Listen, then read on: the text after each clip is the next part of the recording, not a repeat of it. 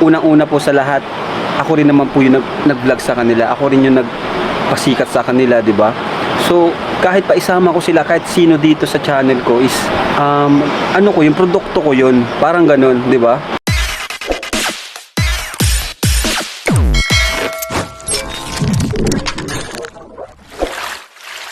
Okay guys, isa na muli mapagpalang umaga, tanghali, gabi po sa inyo lahat. Sana po ang lahat ay nasa mabuting kalagayan at ligtas po sa anumang kapahamakan. Sana po kayo dako ng mundo naroroon. Ako po muli ang inyong lingkod, Maestro 21 TV. At sa ating video ngayong araw na ito mga kalingap ay tayo muli po ay magbibigay ng ating panibagong reaksyon tungkol nga po dito sa naging paliwanag, pahayag po ni Kalingap Rob tungkol po sa mga ilang mga buzzers. Okay? Itong mga buzzers na ito na walang magawang mabuti sa kanila pong kapwa at sinusundan pa mismo, sinusundan pa po ni ang mga buzzers na ito po si Kalingap Rob doon po sa kanya pong panibagong channel kung saan ay nananahimik po doon at umiiwas na po sa toxic. Kaya nga po ay pansamantala ay tumigil muna po doon sa kanya pong unang channel. Pero sabi ko nga sa isip ko kanina nung pinapanood ko po yung kanya pong upload mga kalingap ay bayaan na itong mga ilang buzzers na ito dahil wala talagang magawa maski ano man pong mabuti ang iyong gagawin kapag ang isang tao ay galit sa iyo ay wala tayong magagawa. So dagdag ano na rin po ito mga kalingap, dagdag subscriber, dagdag views doon sa kanya pong panibagong channel, yung pangatlo pong channel po niya. Okay, so bayaan yun po silang sundan po kayo dyan sa inyo pong channel. Dagdag din po yan na views. Okay? So mayroon po tayo mga punto po rito na re-reaksyonan tungkol po nga dito sa kanya pong naging pahayag. At yung magandang balita mga kalingap, sinasabi po dyan na muli po natin masisilayan, muli po natin mapapanood ang akan na pong mga Kalingap Angel sa pangatlong sa kanya pong pangatlong channel. Okay, so yan po yung ating paksa. Pero bago po yan, tayo muna po ay magbibigay po guys, sama at founder po ng Kalingap, Kuya Bal Santos Matubang. At ang kilikin po natin, Ate Edna Vlog, Kalingap Rob. At kung bagong silip lang po kayo, bagong dating lang po kayo sa ating munting channel, sana po ay inyo rin pong tangkilikin sa pamamagitan po ng pagbibigay nyo po ng like, share, and subscribe. At tuloy pindutin na rin po ang notification bell. At nang sa ganon, tayo pa rin po ay magkita-kita at magsama-sama sa susunod pa pong mga reaction videos na ating gagawin. Likewise, mega loud shout out sa ating mga kasaman po dyan sa Karepa, Kalingap Reactor Partners. Sa pamumuno po yan, siyempre, ng ating butihin at magiting na presidente, Javier De Leon, aka Birador. At ganon din po sa ating mga kasamahan Kalingap Partners, Kalingap Charity Vloggers na nariyan po sa iba't ibang Kalingap Landing Pad na mayroon po tayo dito po sa ating bansa. So bago po tayo magpatuloy mga Kalingap, ay sabay-sabay muna natin panuorin ang maikling video clip po na ating kinuha po kay Kalingap Rob sa kanya pong pangatlong channel. Panuorin po natin mga Kalingap. Meron pala akong nababasa ilang comments pero kunti lang naman, mga ilang basher natin na bakit daw family time pero kasama beneficiaries, angels. Ayan, yun nga po kasi gaya nga po na sinabi ko, itong channel na to is gusto ko is may charity pa rin. So sinasama ko yung ilan sa mga angels natin kasi every time na may vlog, yung may mga sponsor na pinapabigay sa akin, 'di ba? So binibigay ko sa kanya nung nakaraan kay Carla. Tapos ngayon naman is yung kay Marian, 'di ba? May bibigay tayo sa kanya kasi scholar natin siya. So kaya po hinahaluan ko po siya ng Kalingap Angel. Ay minsan naman wala. 'Di ba? Saka 'di ba nga po yung mga unang vlog natin, ilang vlog din yung walang Kalingap Angel natin pero ang tataas din po ng views. So meron kasi man nagko-comment na mataas daw yung views kasi may sinasama tayong Kalingap Angel. Pero check nyo po yung unang vlog natin, pangalawang vlog natin. Kahit po di natin kasama yung Kalingap Angels natin, may nanood naman po sa atin kahit papaano, 'di ba? May mga supporters tayo, mga nagmamahal sa atin. Kaya thank you po sa inyo. Yung gusto ko lang po sagutin kasi ilan sa mga bashers kasi yun yung mga may mga comments. Kunti lang naman, di naman lalampas ng 10. Actually, yung term na ginagamit is mali rin po. Kasi unang-una po sa lahat, ako rin naman po yung nag-vlog sa kanila. Ako rin yung nagpasikat sa kanila, di ba? So, kahit pa isama ko sila, kahit sino dito sa channel ko is, ano ko, yung produkto ko yun. Parang ganun, di ba? Dahil sa pag-vlog ko sa kanila, sumikat sila, no? Yung Kalingap Angels, produkto yan ng pagsisikap ko, ng pag-vlog ko, pag-edit. Hindi lang naman yan basta-basta pag-interview. May mga proseso yan, may mga pinag-aaralan yan, may mga pag mag-interview paano, di ba? Kumbaga, hindi yan agad-agad na, pag na-vlog mo, is sikat na kaagad. Di ba? Parang ganun. Saka, Kalingap Angel lang naman po. Di naman tayo nagsasama ng leading man. Kasi nga ayaw ko na nga po ng toxic.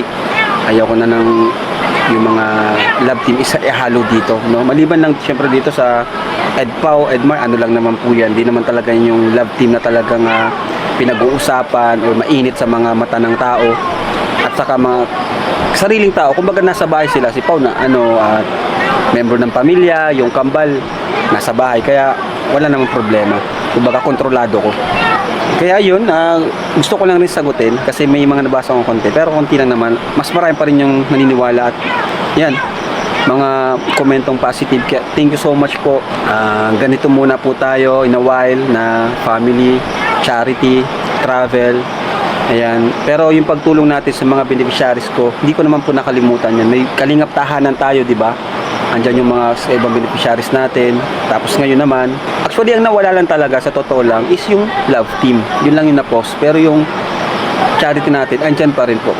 Okay, so yan mga kalingap. So nagpapaliwanag po dito, let us not misunderstand Kalingap Rob sa kanya pong naging pahayag kasi sinasabi po niya diyan na doon sa kanya pong pangatlong channel ay may mga ilan pa rin daw pong mga buzzers. Okay, sinusundan po siya ng kanya pong ng mga buzzers. Bagamat sabi po niya, nabibilang lang naman, at mas nakakarami pa po yung mga talagang solid, organic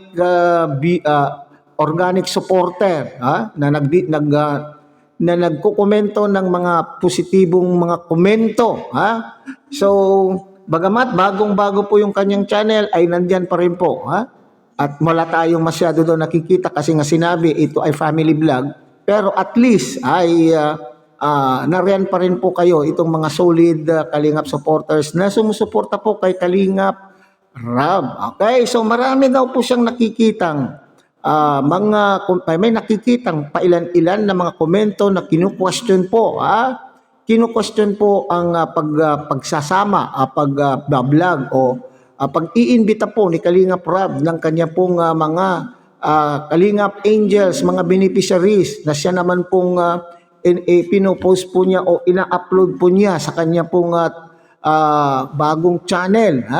Kasi kini-question kaya daw po ang mga komento ay kaya daw po malaki pa rin ang views ni Kalingap Rob doon sa pangatlong channel dahil siya daw po ay kumukuha. Doon din po niya ibinablog itong Kalingap Angels.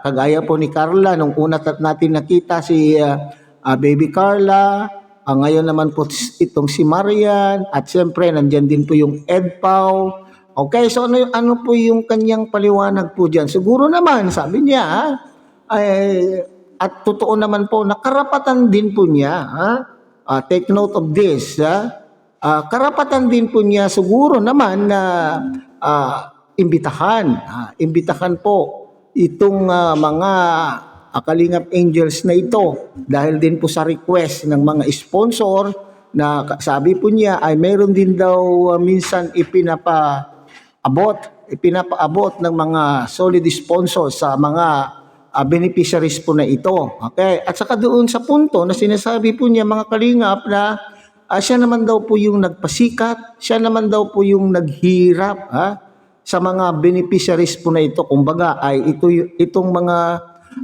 angels na ito ay kanya pong pinagsikapan na mapasika na sumikat ang mga ito. So ibig sabihin ito ay sariling produkto po niya, hindi yung ibig sabihin na pag iblinag mo ang isang tao ay sisikat na. So ginamit din po ni Kalingap Rab, yung kanyang diskarte, yung kanya pong strategy kung papaano mapasikat ang mga angels na ito. So, wala tayong nakikitang masama. Kung halimbawa man po ay paminsan-minsan ay i-feature po niya o anong tawag po diyan, iimbitahan po niya o para upang mag-appear sa kanyang channel, ha? So take note of that, sponsors, ha? Yung sinabi po ni Kalinga Prab, mga sponsors, ha? Isipin po ninyo itong sinabi po, ha? Ni Kalinga Prab upang kayo po ay maliwanagan. Sabi po niya, mga Kalingap, ay siya daw po naman ang nagpasikat itong mga beneficiaries, ha? So, siyang nag-isip na pamamaraanan upang sumikat ang mga beneficiaries na ito. So, ibig sabihin, hindi po sponsors ang nagpasikat sa mga angels na ito. Tandaan po niyo yan, ha, mga sponsors. Hindi kayo yung nag-effort. Ha? Bagamat kayo po ay nakatulong. Sabi ko nga ay partnership ang nangyari. Kung kayo po ay tumulong doon sa mga nagugustuhan niyo pong tulungan na Kalingap beneficiaries or Kalingap angel o Kalingap love team, yan ay partnership between doon sa nagpasikat at doon sa nag-i-sponsor. So hindi po pwede mga Kalingap. Kasi minsan lumalabas sa mga nakikita po nating komento ay lumalabas na itong mga sponsors ay inaangkin na po nila yung beneficiaries. Marami tayong nakikitang komento na sinasabi kung wala daw po sila ay hindi natulungan ang mga beneficiaries na ito or mga angels na ito. Ha? So, magpasalamat tayo at may naka-scout. Magpasalamat tayo at mayroong Kalinga Prab na kinuha po sila at maiblog at nakilala po nyo itong mga angels na ito. Okay? So, kabahagi kayo kung anuman pong progreso, kung anuman pong achievement, accomplishment na achieve ng ating mga angels, kabahagi kayong mga sponsors. Kaya huwag niyong aangkinin na kayo po ang tumulong sa mga angels na ito. Ha? So, hindi kayo ang nagpasikat. Di ba mayroon po tayong nababalitaan noon na sinasabi na sila daw po ang nagpasikat sa Jomcar, sila nagpasikat sa EDSI at sa kung ano pa pong mga love team. Hindi po ba? Nang dahil po sa kanila pong ibinibigay. Partnership po kayo. Naging bahagi kayo, pero ang nagpasikat po dyan ay si Kalingap Rab. Okay. So dito naman po sa sinasabi po ni Kalingap Rab, mga Kalingap na masiyahan po tayo. Bagamat nag-post na wala ang mga mga angels na ito, mga love team na ito, pero sa ngayon nakikita po naman natin na sila, napapanood po natin sila sa mga maiikling sa ating mga short films na ginagawa po ni Kalinga Prab, ay ni Kuya Bal, na ginagawa po ni Kuya Bal. Kagaya po ng Jomcar, mayroon din po kay Mick Chris, kay Rajel, di ba? So gumagawa ng pamamaraanan ng Kalingap upang sa ganun ay hindi tayo malungkot na pansamantala ay ipinost ni Kalingap Rab ang pagpapatuloy ng mga love team. Ha? So sabi niya po diyan, makikita rin po natin itong mga angels, patuloy pa rin po natin silang masisilayan, makikita, mapapanood. Diyan po sa kanya pong pangatlong channel. Ha? So wala naman daw pong hindi kasama po diyan yung mga leading men. Ha? So ibig sabihin, gagawa ng paraan itong si Kalinga Prab upang sa ganun ay magiging guest po sila diyan. At kasi nga yung pong katanungan po natin, kung mawawala na po yung love team at hindi matatagalan bago bumalik itong si Kalinga Prab sa kanyang main channel, papaano na lamang po yung kanya pong beneficiary. Ha? So, patuloy pa rin po daw ang kanyang pagtulong, patuloy pa rin po yung kanyang pagcha-charity, halo-halo po dyan sa kanya pong third channel. Kaya huwag tayong magtaka kung paminsan-minsan ay makikita natin po dyan ang ating mga Kalingap angels. Kaya huwag malungkot ang ating mga angel supporters, itong mga fans. Huwag tayong malulungkot kasi nandyan na. So ipagpapatuloy ni Kalinga Prab yung kanyang charity sa pamamagitan po ng kanyang pangatlong channel, at diyan po niya i-feature ang kanya pong mga Kalingap Angels. So patuloy pa rin po yung ligaya at yung pagbabalik ng Love Team. Hindi natin po tiyak mag-ano na lang po tayo, magkasya na lamang po tayo sa panunood sa mga maiikling palabas o maikling pelikula na ginagawa po ni Kuya Bal sa kanya pong channel. So sana suportahan pa rin po natin mga Kalingap Angel supporters sa ating mga